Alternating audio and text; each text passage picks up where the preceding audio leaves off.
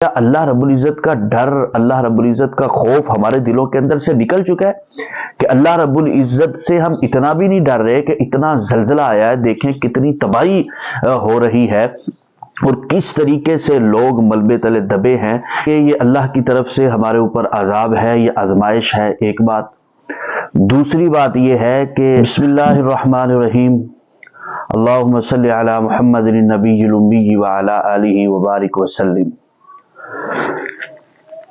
ترکی کے اندر، شام کے اندر مسلمانوں کے اوپر ایک آفت آن پڑی ہے۔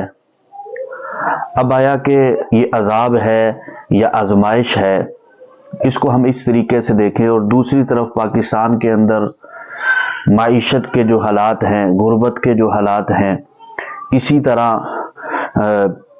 پاکستان کے اندر پیٹرول نہیں مل رہا ہے اور دیگر چیزیں نہیں مل رہی ہیں۔ اس کے کیا حالات ہیں، کیا وجوہات ہیں؟ آیا کہ یہ اللہ کی طرف سے ہمارے اوپر عذاب ہے، یہ آزمائش ہے، ایک بات۔ دوسری بات یہ ہے کہ عذاب یا آزمائش کے ذریعے سے ہمیں کیا کرنا چاہیے اور پچھلی قوموں نے کیا کیا اور ہم کیا کر رہے ہیں۔ پہلی بات یہ سمجھے کہ یہ عذاب ہے، یہ آزمائش ہے۔ اس کا کیسے پتہ چلے گا؟ کون سا ایسا زاویہ ہے کہ کون سا ایسا پیمانہ ہے کہ جس کے ذریعے سے ہم پتہ کر سکتے ہیں کہ یہ عذاب ہے، یہ آزمائش ہے؟ ایک آسان سا فارمولہ آپ کو بتانا، بندہ اس کو سمجھ سکتا ہے کہ یہ عذاب ہے، یہ آزمائش ہے۔ اگر تو کوئی تکلیف آئے اور تکلیف آنے کے بعد اگر اللہ کی طرف رجوع ہوتا ہے، اللہ رب العزت کی فرما برداری ہوتی ہے، تو یہ آزمائش ہے۔ اگر تکلیف آنے کے بعد ہائے وائے اور اللہ کی نافرمانیاں ہوتی ہیں تو یہ عذاب ہے۔ اب آپ خود دیکھ لیجئے کہ وہاں پر مسلمانوں کے ساتھ کیا بیت رہی ہے۔ وہاں پر کسی کی ماں نہیں رہی، کسی کا باپ نہیں رہا، کسی کے بیٹے انتقال ہو گئے ہیں، کوئی عورت بیوہ ہو گئی ہے، کسی کی بہن نہیں رہی، کسی کا بھائی نہیں رہا، کسی کا عزیز و اقارب نہیں رہا، کسی کا دوست نہیں رہا، اور کوئی ابھی بھی ملبے تلے دبا ہوا ہے۔ یہ ویڈیو آپ دیکھیں کہ ایک ملبے کے اندر پھنسی ہوئی ہے، کوئی عورت ہے یا بچہ ہے، اور اس کو کلمے کی تلقین کی جا رہی ہے، اور ایک دوسری طرف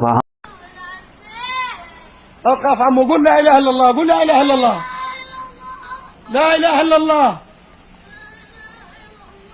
محمد رسول الله، اشهد ان لا اله الا الله، محمد رسول اللہ۔ کہ ہم اپنے میوزک میں لگے ہوئے ہیں، اپنے گانوں میں لگے ہوئے ہیں، اللہ کی نافرمانیوں میں لگے ہوئے ہیں، اور کسی قسم کی ہمارے اوپر جو نہیں رینگ رہی، کسی قسم کا ہمارے اندر اللہ معاف کرے احساس مر چکا ہے، خون سفید ہو چکے ہیں۔ مسلمانوں کا احساس نہیں ہے، انسانیت کا ہمارے اندر سے احساس نہیں ہے، ہمارے اندر سے احساسات ختم ہو چکے ہیں ان قوموں کی طرح۔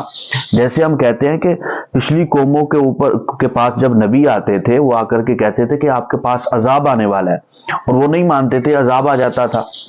تو ہم کہتے ہیں کہ یار یہ کیسی قومیں تھی کہ اللہ رب العزت کے نبی فرما رہے ہیں کہ عذاب آنے والا ہے اور یہ مانتے نہیں تھے۔ اور آج ہم بھی دیکھیں ہمارے سامنے کبھی سیلاب کی صورت میں، کبھی اسی طرح زلزلے کی صورت میں، کبھی آندھیوں کی صورت میں، کبھی طوفان کی صورت میں، کبھی مہنگائی کی صورت میں، کس طرح مختلف طریقوں سے ہمارے اوپر یہ عذاب آ رہے ہیں، یہ آزمائشیں آ رہی ہیں۔ اگر آپ کہیں گے جی یہ عذاب نہ اس کو کہیں، تو عذاب اس وقت ہم نہیں کہیں گے جب اللہ کی نافرمانی نہیں ہوگی، اللہ کی طرف رجوع ہوگا۔ جب کوئی مصیبت پہنچتی ہے، اگر اللہ کی طرف رجوع ہوتا ہے تو یہ آزمائش ہے۔ اگر اللہ کی طرف رجوع نہیں ہوتا، آپ دیکھ لیجئے سوشل میڈیا کے اوپر، دیکھ لیجئے سنیک کے اوپر، ٹک ٹاک کے اوپر، یوٹیوب کے اوپر، یہ شارٹ جتنی بھی ویڈیو اور اس طرح کی چیزیں چل رہی ہیں، ان کے اندر آپ دیکھ لیجئے گانا اسی طرح چل رہا ہے، موسیقی مسلمان اسی طرح چلا رہے ہیں۔ اللہ رب العزت کا ڈر، اللہ رب العزت کا خوف ہمارے دلوں کے اندر سے نکل چکا ہے کہ اللہ رب العزت سے ہم اتنا بھی نہیں ڈر رہے کہ اتنا زلزلہ آیا ہے، دیکھیں کتنی تباہی ہو رہی ہے اور کس طریقے سے لوگ ملبے تلے دبے ہیں۔ کیا ہم میڈیا کے ذریعے سے نہیں دیکھ رہے؟ کیا ہمارے دل اشد قسوۃ من الحجارہ، کیا ہمارے دل پتھروں سے زیادہ سخت ہو چکے ہیں کہ ہمارے دل اللہ کے خوف سے ڈر نہیں رہے؟ تو دیکھیں یہ قرب قیامت کے نزدیک کس طریقے سے اللہ رب العزت کے جو ہے ہمیں بتانا چاہ رہے ہیں، سمجھانا چاہ رہے ہیں کہ ابھی اللہ کی طرف رجوع کر لو، اللہ کی طرف واپس آ جاؤ۔ اگر ہم اللہ کی طرف رجوع نہیں کریں گے، اللہ کی طرف واپس نہیں آئیں گے، تو یقین مانیں کہ ہمارے لیے بہت برا ہوگا۔ ہمیں چاہیے کہ اب ہم اپنے مرنے سے پہلے اللہ کی پکڑ آنے سے پہلے اللہ کی طرف رجوع کر لیں، توبہ استغفار کر لیں، کہ ایسا نہ ہو کہ ہم بھی اچانک اس دنیا سے رخصت ہو جائیں اور بغیر توبہ اور استغفار